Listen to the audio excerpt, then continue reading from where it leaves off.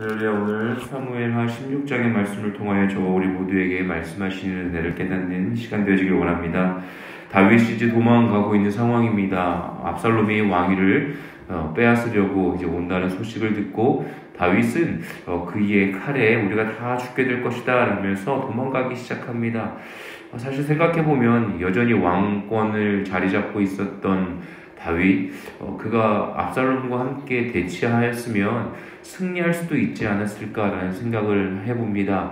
분명히 압살롬이 한 4년이라는 시간 가운데에 사람들의 마음을 사고 사람들에게 재판을 하면서 그 어려움을 들어주는 그 왕이 해야 할 일들을 했지만, 그럼에도 계속해서 왕권에 있었던 다윗의 힘이 그리 약하지는 않았을 것입니다. 그런데 다윗은 그냥 그 모든 것을 내려놓고 도망자의 신분을 선택하게 되어집니다.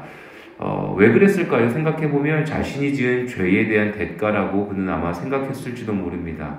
그리고 더 나아가서 그 오랜 시간 가운데에 압살롬과 또한 암논과 저질렀던 그 모든 죄악의 뿌리 뽑지 못하고 직면하지 못하고 계속해서 회피해서 그 죄의 열매가 너무나 커진 것에 대한 감당할 수 없는 아픔 가운데에 그가 그 길을 선택하지 않았나라고 묵상해 봅니다. 저와 우리 모두의 삶 가운데에 하나님께서 주시는 은혜의 빛 가운데에 늘 선택하며 십자가 앞에 나아갈 수 있는 믿음의 자녀 되시길 예수님의 이름으로 축복합니다.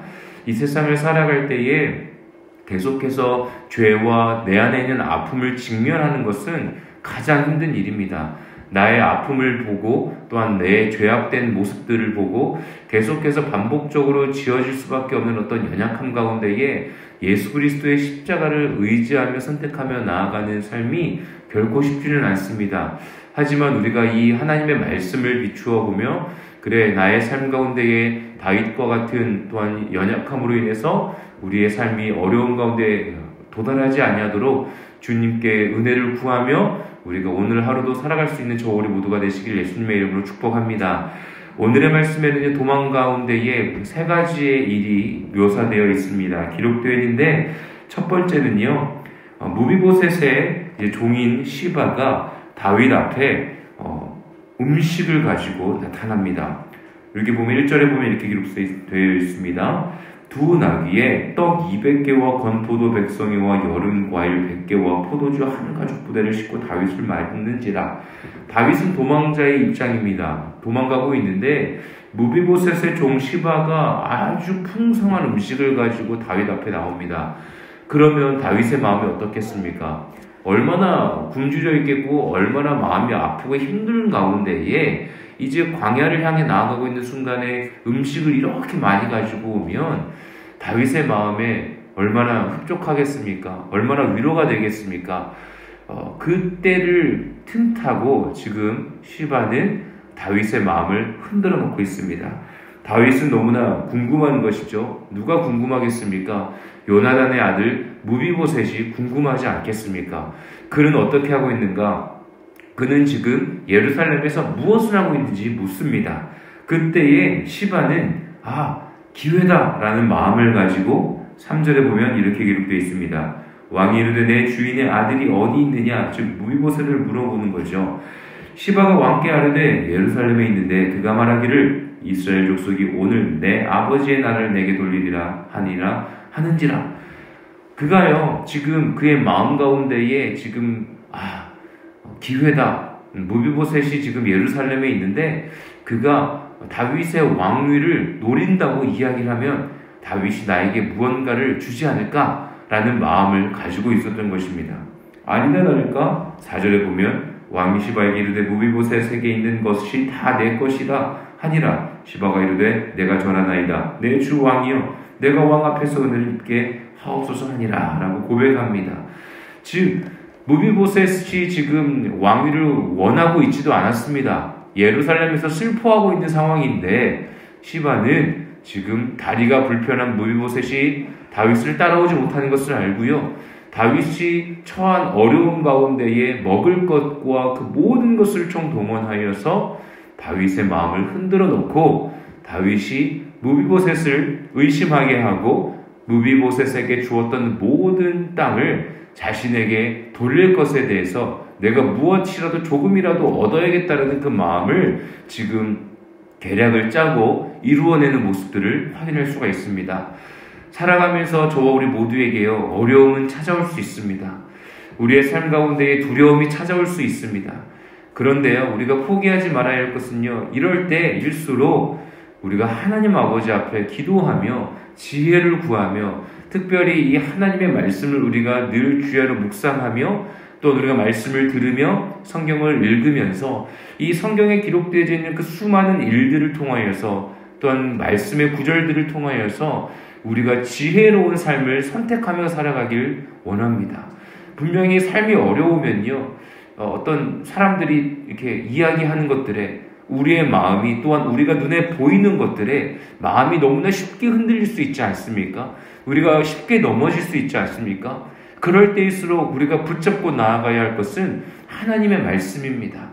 우리가 어려울 때요, 누군가가 물질로 우리의 마음을 이렇게 살 수 있습니다. 위로하는 척하면서 우리를 죄악 가운데 유혹할 수도 있는 것이죠.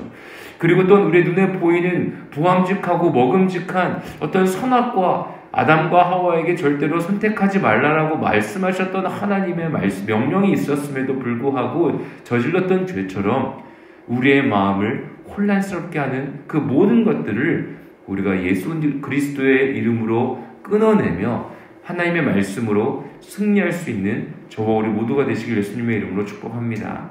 그리고 난 이후에 5절에 보면 다윗 왕이 바후림에 이르렀습니다. 그런데 거기에서 사울의 친족 한 사람이 계속해서 다윗을 저주하고 있습니다.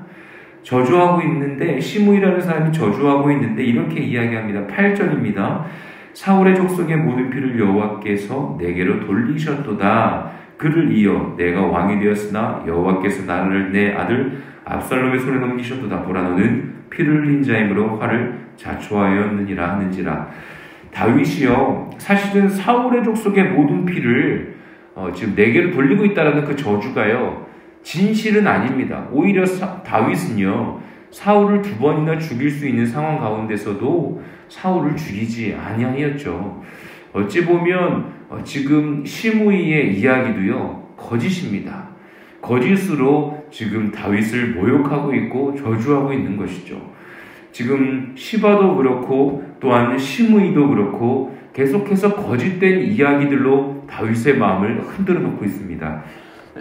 그런데 다윗의 주변에 있는 사람들, 즉 하인들, 그리고 또한 이제 군인들, 그들이 가만히 있겠습니까? 9절에 보면 수르야의 아들 아비새가 왕께 여짜오되 이 죽은 개가 어찌 내 주 왕을 저주하리까? 청하고대 내가 건너가서 그의 머리를 베게 하소서 하니 당연한 반응이지 않습니까? 흥분하지 않겠습니까? 화내지 않겠습니까? 분노하지 않겠습니까? 저 같아도 그럴 것 같습니다. 그런데 다윗이 이렇게 이야기합니다. 수르야의 아들들아, 내가 너희와 무슨 상관이 있느냐?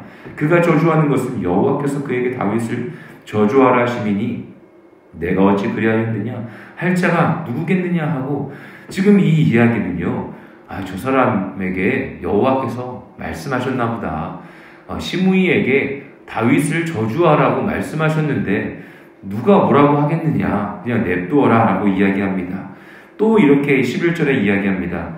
내 몸에서 난 아들도 내 생명을 해하려 하거든 하물며 이 베냐민 사람이랴 여호와께서 그에게 명령하신 것이니 그가 저주하게 내버려두라. 그러니까 내 아들, 내 뱃속에 내 몸에서 나온 내 아들도 지금 나를 해하려고 하는데, 저 베냐민 사람, 사울의 친족의 한 사람인 시므이에게 여호와께서 말씀하셨나 보다. 그냥 내버려두라 라고 이야기합니다. 그러면서 12절에 이렇게 이야기합니다. 혹시 여호와께서 나의 원통함을 감찰하시리오니 오늘 그 저주 때문에 여호와께서 선으로 내게 갚아주시리라 하고 라고 이야기합니다. 이 12절의 말씀은요, 그래, 이 모든 거짓 이야기들 속 안에서 또한 그것이 혹여나 여호와께서 그에게 말씀하신 것일 수도 있지 않느냐. 왜 그렇게 생각합니까? 내 몸에서 나온 내 아들도 나를 해하려 하는데 지금 저 사람에게도 여호와께서 무언가가 말씀하신 것이 있을 수 있지 않겠느냐. 내가 괜히 죄를 범하고 싶지 않다. 저 사람에게 하나님께서 말씀하시는 것이 있다면 저 사람을 통하여서 내가 좀 깨닫는 시간을 필요하겠다면 내가 그것을 겸허히 받겠다. 하지만 하나님께서는 나의 원통함, 내 억울함을 만약에 아신다면 저 저주로 말미암아 오히려 내게 선으로 갚아주실 것이다. 즉 저 사람의 그 악한 이야기, 거짓된 저주가 그에게 오히려 더 악이 되어지고 그로 말미암아 하나님께서 내가 옳은 것을 사람들에게 알려주실 것이다. 그러니 나의 손으로 피를 묻히면서 그 하나님의 뜻 가운데에 내가 판단하지 않겠다라고 이야기하고 있는 것입니다. 다윗은 늘 하나님의 뜻 가운데에 자신의 삶을 맡겨드리는 모습을 우리가 확인할 수가 있습니다. 저와 우리 모두의 삶 속에요, 하나님께 우리의 삶을 맡겨드리고 하나님이 하시는 일들을 기대하며 나아갈 수 있는 믿음의 자녀 되길 예수님의 이름으로 축복합니다. 때로는요, 좀 답답해 보입니다. 때로는요, 왕으로서 너무나 결단력이 없어 보입니다. 어떻게 보면 그런 모습도 보였죠. 암몬과 다윗과 그 모든 사건 가운데에 좀 빨리 모든 일들을 결정하고 또한 그들에게 하나님의 말씀으로 벌을 내릴 것은 벌을 내리고 그 모든 일들을 좀 매듭졌어야 함에도 불구하고 그의 죄로 말미암아 모든 것이 머뭇머뭇거렸을 때 아픔의 열매들을 맺게 되어졌죠. 하지만 또 한편으로 하나님께서 말씀하신 것들을 신뢰하며 또한 사울을 죽이지 아니하였던 것, 하나님께서 하실 일들을 기대하는 것, 신뢰하는 모습은 또한 저와 우리 모두가 분명히 배우고 우리의 삶 가운데에서도 적용해 나아가야 할 부분인 것을 잊지 않는 저와 우리 모두가 되어지길 원합니다. 이제 마지막 사건은요, 압살롬이 이제 예루살렘에 들어가는 모습입니다. 그리고 아히도벨도 그와 함께 그곳에 도착하였습니다. 이 아히도벨이라는 사람은요, 23절 마지막 절에 보면 이렇게 기록되어 있죠. 그때의 아히도벨이 베푸는 계략은 사람이 하나님께 물어서 받은 말씀과 같은 것이라. 즉, 그러니까 아히도벨의 이야기는요, 하나님께 물어서 하나님께서 응답하신 이야기처럼 그의 이야기에 권세가 있었다는 것입니다. 그리고 이렇게 또 기록되어 있습니다. 아히도벨의 모든 계략은 다윗에게나 압살롬에게나 그와 같이 여겨졌더라. 그러니까 다윗도 그렇고 압살롬도 그렇고요, 아히도벨을 굉장히 신뢰하고 의지하였다는 거예요. 하나님의 말씀처럼 하나님께서 그에게 지혜를 주셔서 그 모든 일들이 참 모든 일들이 잘 이루어졌다는 것들을 다윗도 압살롬도 믿었다는 겁니다. 그런데 아히도벨은 다윗의 신하였는데 다윗을 배반하게 되었죠. 그의 비교되어지는 후세는 어떻습니까? 후세는 16장에 기록되어 있는 것을 보면 다윗의 친구라고 기록되어 있고 흙을 뒤집어 쓰며 옷을 찢으며 막 다윗이요, 내가 당신을 따라가겠습니다 라고 이야기했을 때 다윗이 후세에게 부탁하죠. 아히도벨의 그 계략을 막아주십시오. 나의 친구요, 그곳에 가서 아히도벨의 계략을 꼭 막아주고 또한 나에게 보고해 주십시오 라고 이야기하지 않습니까? 그래서 사독과 아비아달이 그곳에 있으니 제사장 레위인 그들에게 그 모든 일들을 이야기해 주십시오 라고 부탁하죠. 그래서 이제 말씀해 보면 압살롬과 아히도벨이 예루살렘에 입성하고 또한 후세 또한 이제 그의 앞에 나타납니다. 16절 하반절을 보면 왕이여 만세하니 라고 기록되어 있습니다. 그러니까 압살롬이 묻는 거예요. 아니, 당신은 내 아버지의 친구가 아니냐? 어째요? 너의 친구와 같이 함께 가지 아니하냐? 라고 17절에 기록되어 있습니다. 그랬을 때 18절에 후세가 압살롬에게 이르되 그렇지 않습니다. 내가 여호와와 이 백성 모든 이스라엘의 택한 자에게 속하여 그와 함께 있을 것입니다. 라고 이제 어떻게 보면 거짓을 이야기하죠. 이 앞절에 있었던 두 명의 거짓과 후세가 이야기하는 거짓은 어찌 보면 다른 모습으로 기록되어 있습니다. 하나님께 택함받은 다윗의 이야기에 순종하면서 하나님께서 이루어 가실, 즉 압살롬의 반역 가운데에 죄악을 끊기 위한 어떻게 보면 그 선의의 거짓을 이야기하고 있는 것을 우리가 확인할 수가 있습니다. 그랬을 때 후세를 이제 압살롬은 믿게 되어지죠. 그리고 난 이후에 20절에 보면 압살롬이 아이도벨에게 이르되 너는 어떻게 행할 계략을 우리에게 가르치라 하니라고 이야기합니다. 그리고 아이도벨은 왕의 후궁 다윗의 후궁과 함께 동침하라라고 이야기합니다. 아이도벨이 하는 이야기가요 하나님의 이야기와 같다라고 23절에 기록되어 있지 않습니까? 그런데 그가 이야기하는 그 계략은 어떻습니까? 죄악을 가르치고 있습니다. 왕의 후궁을 취하는 것이 바로 왕의 권위를 내가 취하는 것과 같으니 그렇게 하십시오라는 어떻게 보면 아주 죄악된 모습을 압살롬에게 가르치고 있는 것이죠. 압살롬은 여호와 하나님 아버지 앞에 기도하면서 내가 어떻게 해야 됩니까? 라고 묻는 자가 아니었습니다. 그가 아버지에게 거짓을 이야기하지 않습니까? 내가 하나님 아버지 앞에 예배하기로 하였으니 나를 보내주십시오라고 거짓말하지 않습니까?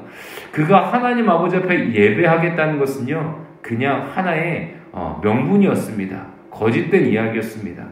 여전히 그는요 하나님을 경외하는 자가 아니라 이제 사람들에게 인정받았던 아이도벨에게 어떻게 나의 삶을 개척해 나아가야 될지 묻고 있습니다.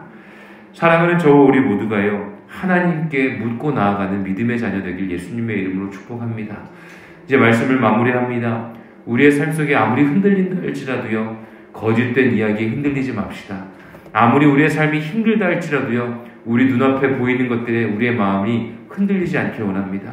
주님께 묻고 나아가며 하나님을 신뢰하며 하나님께서 우리의 삶 가운데에 쌓아주시는 믿음과 신뢰 가운데에 주님이 나의 삶을 들어 사용해 주실 것을 때로는 오해를 받고 때로는 이해되지 않는 어려움 가운데서 하나님을 신뢰하며 나아갈 때 분명히 하나님께서 그 어려움 가운데서 우리를 건져주실 것이라는 믿음의 고백으로 살아가는 저와 우리 모든 성도님들 되실 때에 하나님께서 우리의 삶을 들어 사용해 주실 것입니다.